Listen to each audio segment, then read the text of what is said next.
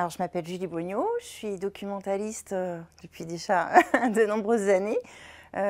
Nous sommes deux au centre de documentation. Ma collègue Aurore Guillon, qui est un peu à côté de moi, qui est là depuis le mois de janvier, qui remplace Chantal Prudhomme, qui est partie à la retraite.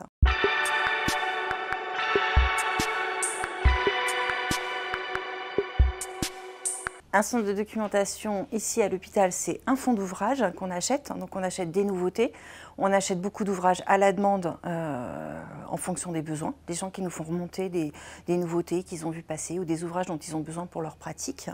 Et puis c'est aussi essentiellement des abonnements à des revues numériques. On gère à la fois le médical pour les médecins avec des revues générales, des revues spécialisées. Après, on travaille aussi pour les paramédicaux. Alors, ça va des cadres de santé aux infirmières, aux diététiciens, aux kinés, aux IBOD, aux IAD, aux psychologues.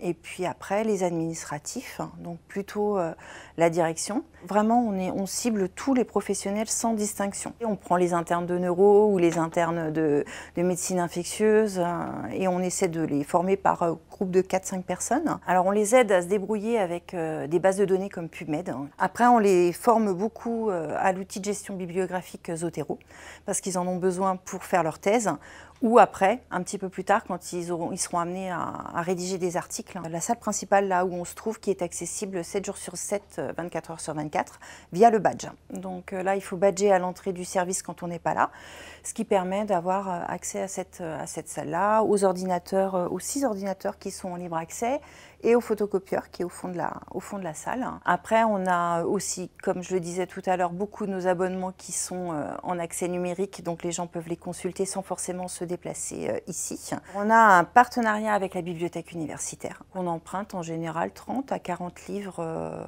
Ensuite, on a aussi beaucoup de ce qu'on appelle du prêt entre bibliothèques. Donc ça nous permet en fait d'étendre un petit peu notre fonds documentaire avec des ouvrages qui ne sont pas à nous et qui nous sont prêtés.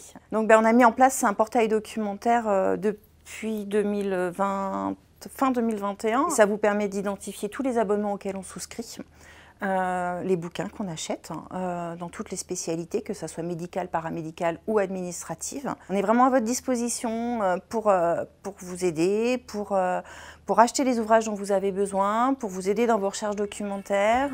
N'hésitez pas à venir au centre de documentation.